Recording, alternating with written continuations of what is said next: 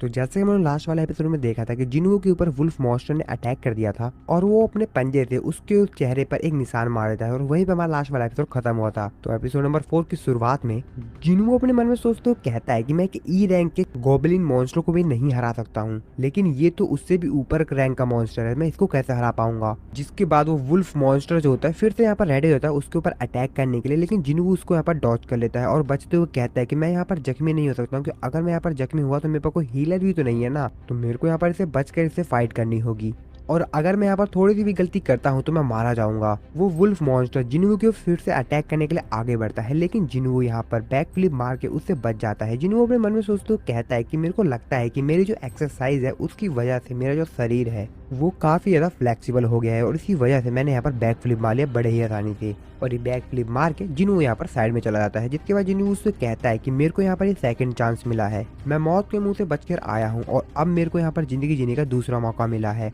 और अब मैं यहाँ पर मरने वाला नहीं हूँ, मेरे को भी और भी स्ट्रॉन्ग बनना है, मैं अभी नहीं मर सकता। और ऐसा कहते ही जिनुओ जो होता है उस भेड़िए के मुंह पर एक पंच मारता है, जिससे वो जो भेड़िया होता है काफी ज्यादा दूर जाके गिरता है। और ये देख के जिनुओ भी काफी ज्यादा हैरान होता है और अपने मन में सोचते कहते मैंने अपने स्टैट्स पॉइंट को अपनी स्ट्रेंथ में डाल दिया था, शायद इसकी वजह से ऐसा हो सकता है। और जब जिनुओ सामने देखता है वो जो वुल्फ मॉन्स्टर होता है फिर से यहाँ पर खड़ा हो गया होता है उससे फाइट करने के लिए। जिनुओ कहता है कि मेरे पास अभी इतनी स्ट्रेंथ नहीं है कि मैं इसको हरा पाऊँ, लेकिन फिर भी वो यहाँ पर काफी ज्यादा कॉन्फिडेंट हो गया होता है, क्योंकि उसने यहाँ पर जो पंच मार था अभी वुल्फ मॉन्स्टर को उसकी वजह से यहाँ पर काफी ज्यादा कॉन्फिडेंट हो गया होता है। और जिनुओ फिर से वही करता है, उस वुल्फ मॉन्स्टर के मुंह पर और पूरे शरीर पर पंच मारना स्टार्ट करता है, लेकिन उस वुल्फ मॉन्स्टर को तो कोई भी असर नहीं पड़ रहा होता है। जिनुओ कहता है कि मैं इन मॉन्स्टर्स के ऊपर अपनी फिजिकल स्ट्रेंथ से कितना भी ज्यादा अटैक कर लूं, लेकिन इनके ऊपर कोई भी असर नहीं होगा। और जब जिनुओ को लगता है कि वो उस मॉन्स्टर को नहीं हरा पाएगा, जिनुओ कहता है कि मैं आखिरकार इस मॉन्स्टर को किस तरह से हराऊं, और मुझे लगता है कि मैं इस मॉन्स्टर को नहीं हरा पाऊंगा और मैं यहाँ से बाहर किस तरीके से निकलूं, क्योंकि मेरे पास कोई भी दूसरा ऑप्शन नहीं है, ना ही मेरे पास कोई हंटर है, ना ही मेरे पास कोई हीलर है और ना ही मेरे पास कोई एक्स्ट्रा वीपन है,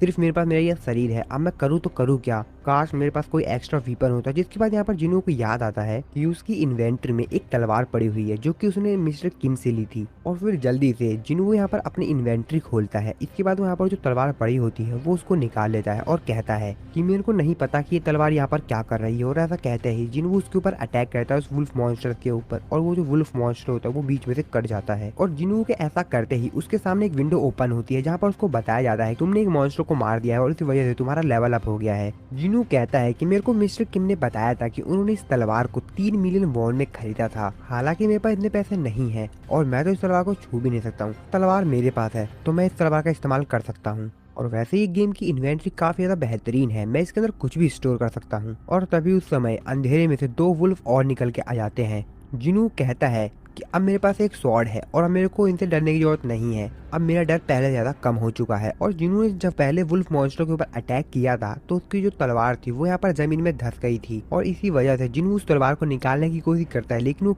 निकल ही नहीं पा रही थी। वो बहुत ज्यादा ताकत लगाता है लेकिन फिर भी नहीं निकल पाती। और इस तरफ वो जो